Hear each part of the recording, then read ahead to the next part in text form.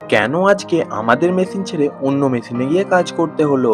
আর কেন একটা পয়েন্ট দিতে এত নাজেহাল অবস্থা হলো? তো শুরু থেকে বলা যাক। আজকের ভিডিওটা শুরু হয়েছিল এই বসে থাকার পর থেকে।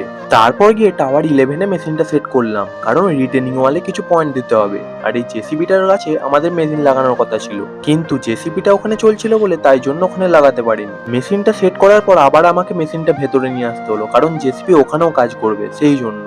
তারপর আমাদের মেশিনের কোনো কাজ থাকে না বলে তাই জন্য অন্য মেশিনের কাছে এসেছিলাম। আর এইখানের পয়েন্টটা আমাদের একদম ঠিক পয়েন্ট চেয়েছিল, কিন্তু পাথরের জন্য বারবার বেঁকে যাচ্ছিল, সেই জন্য বারবার পয়েন্টটা ভুল হচ্ছিল।